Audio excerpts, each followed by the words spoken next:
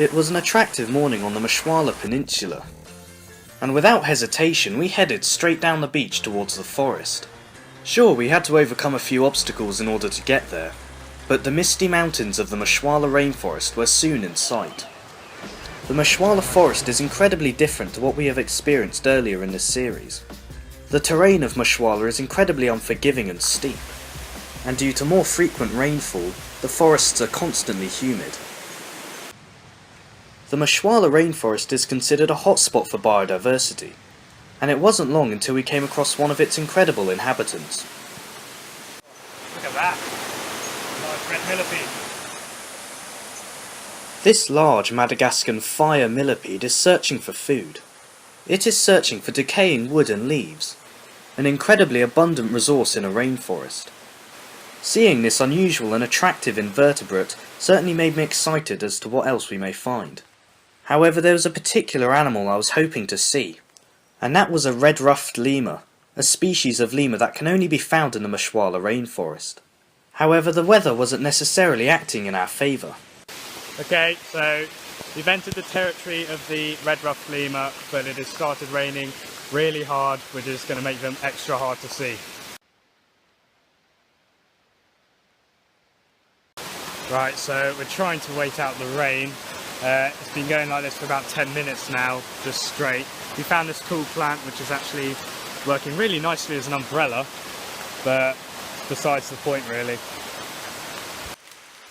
Whilst the heavy rain kept the mosquitoes at bay, it did bring out another parasite. Leeches. But thankfully we were able to remove them all before they started sucking our blood. But thankfully the rain eventually stopped and we headed up higher into the mountains, until we came across something truly spectacular hiding in the undergrowth. Meet one of the world's smallest reptiles. This is Paelleras pygmy chameleon, the third smallest species of the genus Brachysia.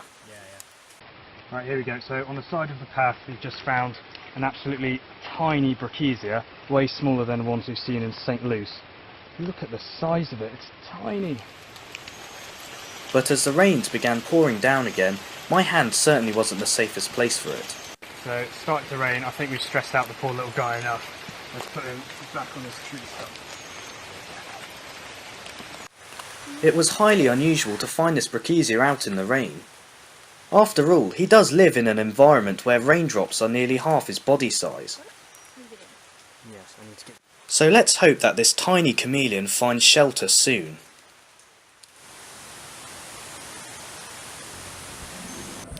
The weather was now beginning to be more forgiving, so we seized the opportunity to push further into the mountains, into its truly spectacular and untouched forests, and this is where we met our next wild encounter perched in the trees. Okay, so in that patch of forest just in front of me there is a small group of helmet vanga. That's a bird that's completely endemic to this region of Madagascar, mainly the Masoala region and Mara JJ. There he is, up in the tree, just there. This striking helmet vanga was also making the most of the sudden reduction in heavy rains. Helmet vangas are not fussy eaters. They'll take a wide range of invertebrates as well as small reptiles, such as geckos and chameleons. Helmet vangas specialise in hunting in dense vegetation and are ambush predators, with its large bill being highly effective against its prey. However, why its large bill is bright blue in coloration still remains a mystery. These birds can only be found in the northeastern forests of Madagascar. However, their habitat is unfortunately being increasingly fragmented. Helmet vangas are shy and don't take too well to being around people, so I felt truly privileged to be able to see this spectacular and increasingly rare animal. But soon enough it had vanished into the dense vegetation, and we never saw it again.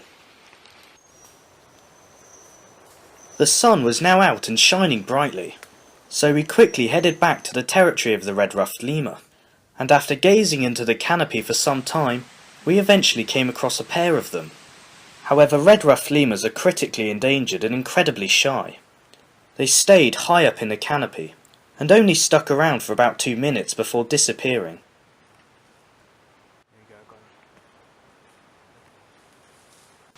And soon they were gone. Satisfied with today's trek, we began heading back to the beach. However, Masoala was a gift that kept on giving, as in the undergrowth we came across something truly bizarre. A tiny, colourful mammal scurrying through the leaf litter. Not a rodent, not a hedgehog, but a tenrec.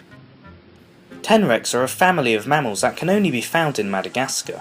This particular species is a lowland streaked tenrec, and is arguably the weirdest of them all. And here's why. They are the only species of mammal to communicate through stridulation, which is the production of sound by rubbing body parts together.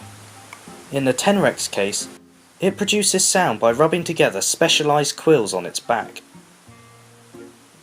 It was unusual to find this little guy on his own, as lowland street tenrecs often live in large family groups. Mother tenrecs can produce a litter size of up to 32 babies. That's more than any other mammal. As a result, they are also the world record holder for the number of nipples, with females possessing up to 29. I bet you weren't expecting to hear that in this video. Okay, so our adventures in Masoala today are over. It is pouring with rain and we've been waiting ages for our boat to come take us back to camp, and it's finally here. So now it was time to get back on the boat and head back to camp, to prepare for tomorrow's adventure.